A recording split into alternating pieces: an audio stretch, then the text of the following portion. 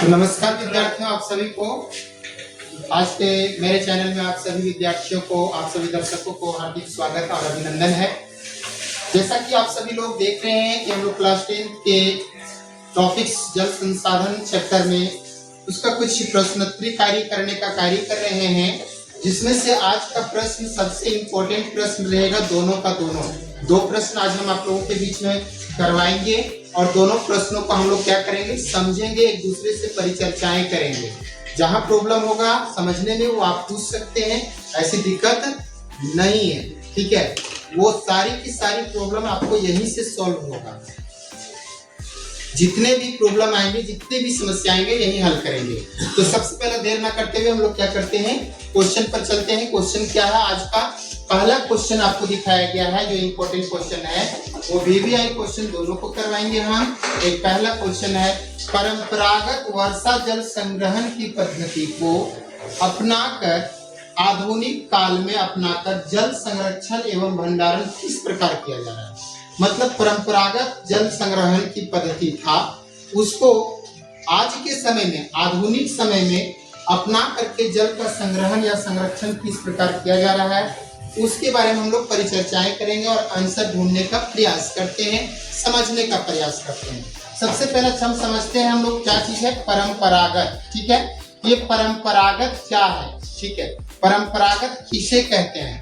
परंपरागत का अर्थ होता है जो हमारे पूर्वजों से, प्राचीन काल से चलता आ रहा है, जो चीजें हम पूर्व में फॉलो लोग करते थे, अनुसरण करते थे, वही चीजों का आज भी हम लोग करते आ रहे हैं। हमारी परंपरा से, शुरुआत दौर से आज तक जो चला आ रहा है वही प्रक्रिया परंपरागत कहलाती है। जैसे आज क्या हम लोग पहले के जमाने में हमारे दादा, परदादा, खरदादा, नरदादा, जरदादा, जितना दादा हो, ठीक है, यानी हमारे पूर्वज लोग क्या करते थे, पानी पीने के लिए कुआं, पता चलता होगा, पूछते होंगे पूर्वजों से, पूछिए, बताएंगे आपको, तो बोलेंगे कि एक मोहल्ला में एक कुआं हुआ करता था, ठीक है, जहाँ पे पूरे गांव की महिलाएं, पुरुष सब लोग क्या करते थे, नहाना धोना, पानी पीना, ठीक है।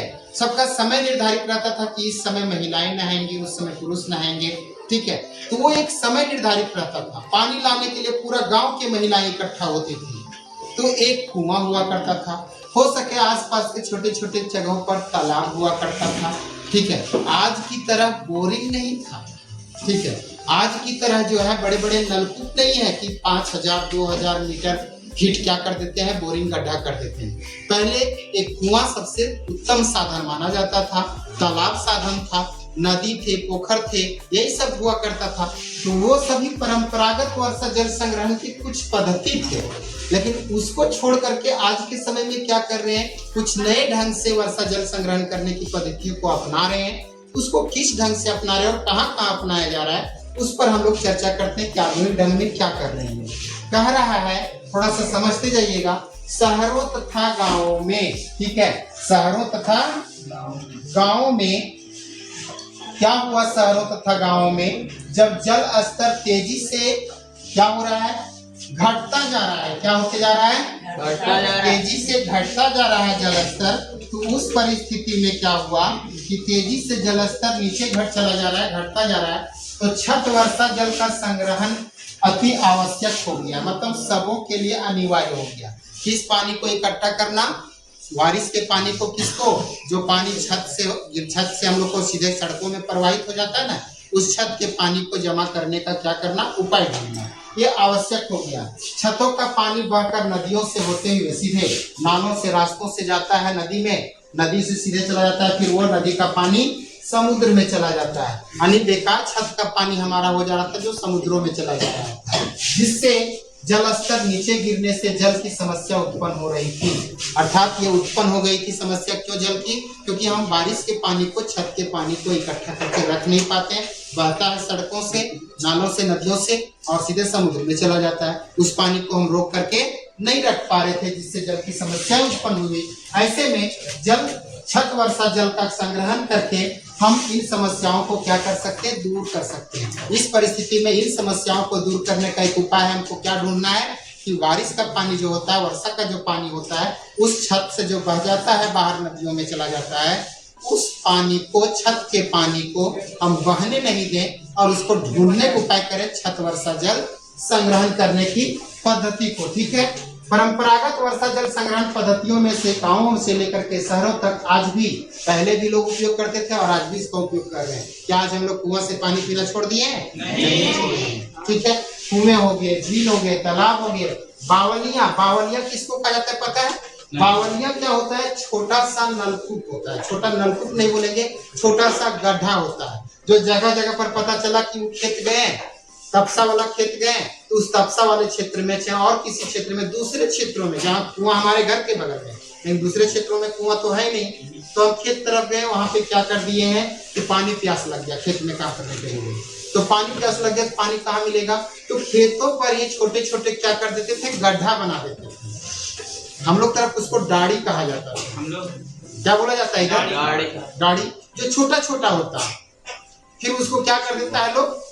कंप्लीट भर भी देता है कभी कभी। ठीक है, छोटा छोटा गड्ढा होता है, ज्यादा कुआं जितना गहरा नहीं होता है, सिर्फ पानी निकालने का स्रोत माना जाता है उसको, पानी जल संग्रह का स्रोत। तो बावलिया हुआ करता था जहाँ से लोग खेतों का पानी डायरेक्ट पीता था लोग। ठीक है, तो इस प्रकार से बावलियां आदि प्रमुख थे जो परंपरागत रूप से पहले से किए जा रहे थे, जिससे जल का संग्रहण भी, संरक्षण आज भी किया जा रहा है। इन सभी प्रक्रियाओं से आज भी जल का संग्रहण और संरक्षण किया जा रहा है।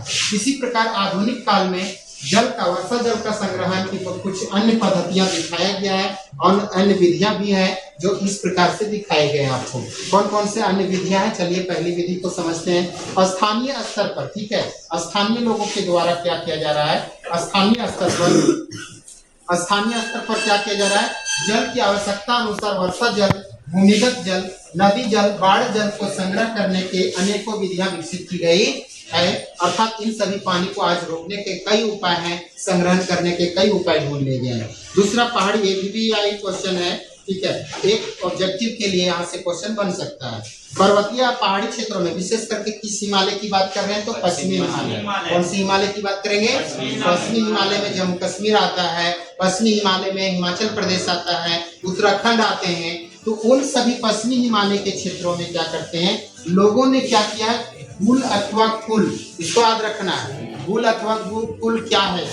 तो पुल अथवा कुल जैसी वाहिकाएं बनाकर नदी की धारा की दिशा को बदल करके खेतों में सिंचाई की जा रही है। अर्थात इसको क्या करते हैं लोग? जैसे क्या है, थोड़ा सा इसको समझ लेते हैं एक प्रकार से, हल्का सा थोड़ा सा देखिए ये क्या होता है, थोड़ा सा जानने का प्रयास कीजिए इसको। ये कुल अथवा गुल क्या होता है? तो कुल अथवा गुल जो है, जैसे एक पर्वतीय क्षेत्र है, ठीक है, इस पर्वतीय क्षेत्रों में क्या करना है? आपस में यहाँ पे इधर सिंचाई करना है खेतों में। ये खेत है बने हुए। अब जो बारिश का पानी हो रहा है, वर्षा का पानी, वो खेत इस पहाड़ी क्षेत्रों से सीधे बह करके निकल जा रहा है, सीधा बह करके निकल जा रहा है, पानी सीधा बह करके निकल जा रहा है, ये सीधे बह करके निकल जा रहा है पानी। तो इस परिस्थिति में हमको यहाँ सिंचाई करना है तो मिल नहीं पा रहा पानी, इधर से सीधे बह करके निकल जा रहा है। तो इस परिस्थिति में यहाँ अगर हमको सिंचाई करना है खेत को, यहाँ सिंचाई करना है खेत को, यहाँ सिंचाई करना है खेत को, तो इन खेतों में सिंचाई करने के लिए इस बारिश के पानी को, इस वर्षा के जल को क्या किया जाता है? इस वर्षा के पानी को यहाँ पे जो है पानी को ही पर्वतीय क्षेत्रों में इस नदी की दिशा को ही क्या कर दिया जाता है? धारा की दिशा को मोड़ देता है। क्या मोड़ कैसे दिया? बांध देना बीच बीच में। ज्यादा तो पर्वतीय क्षेत्रों में विशाल विशाल नदियां नहीं होती, विशाल नदी तो बहता है नीचे मैदानी क्षेत्र, पर्वतीय क्षेत्रों में छोटी छोटी नदियां प्रवाहित होती है। अब इसको मोड़ दिया जाता है दिशा को और खेतों में डायरेक्ट सिंचित, रात भर छोड़ दिया खुला, पानी पड़ रहा, यहाँ से पूरा खेत, पूरा इस एरिया को पूरा सिंचाई कर दिया। तो इस प्रकार से यहाँ सिंचाई कर दिया जाता है। इसको कहा जाता है कुल अथवा गुल, कुल या गुल कहा जाता है। ठीक है, कुल अथवा गुल के नाम से जाना जाता है। ठीक है, नेक्स्ट है चौथा, पश्चिमी राजस्थान के शिलोंग, पश्चिमी राजस्थान, तमिलनाडु के, ठीक है, और कुछ क्षेत्रों में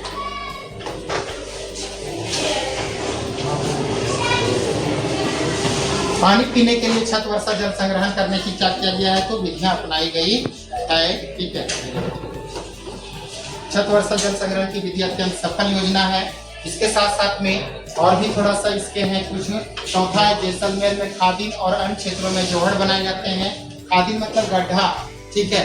जोहड़ मतलब ही गड्ढा होता है, लेकिन कुछ क्षेत्र में खादिन बोला जाता है राजस्थान में, और दूसरे क्षेत्रों में जोहड़ के नाम से जाना जाता है। पांचवा है वर्षा जल को एकत्र करने के लिए पीवीसी। पीवीसी मतलब क्या होता है? Polyvinyl chloride. ये जो है पाइप दौड़ाया जाता है पानी छत पर, टंकी वाला पानी दौड़ाया जाता है ना, वो पाइप पे लिखा रहता है देखिए पीवीसी। तो पीवीसी जैसे पाइपों का उपयोग किया जाता है, जिससे क्या जाता है पानी को संग्रहित किया से बहे नहीं। जमा जल को भूमिगत पाइपों के द्वारा टैंकों में, हौजों या गड्ढों तक ले जाया जाता है, जिससे इसके अतिरिक्त जल को कुएं में भी जमा किया जाता है। इसके अलावा पश्चिम बंगाल में भी लोग क्या करते हैं, बाढ़ के मैदानों में खेतों को सिंचाई करने के लिए बाढ़ के जल की वाहिकाएं बनाकर, वाहिकाएं मतलब दिशा बदल देता है, नदी पर ही क्या कर दिया, एक थोड़ा सा नाला गड्ढा कर दिया और जा करके यहाँ क्या कर दिया, खेतों को सिंचाई कर रहा है। तो उसको वाहिकाएं बनाकर लोग पश्चिम बंगाल में, वेस्ट बंगाल में करता है, उसको सिंचाई करने का कार्य किया जाता है। इस प्रकार से ये आपका परंपरागत क्वेश्चन वाला समाप्त हुआ। नेक्स्ट क्वेश्चन इसी का जो है कभी भाग मिलेगा, तो अगला क्वेश्चन जो भाग रहेगा वो आपका रहेगा विशेष रूप से वो आपका राजस्थान का अर्धशुष्क क्षेत्रों में कैसे वर्षा जल का संग्रहण किया था उसके बारे में, वो बहुत इंपॉर्टेंट क्वेश्चन है। धन्यवाद आप सबों को, जय हिंद।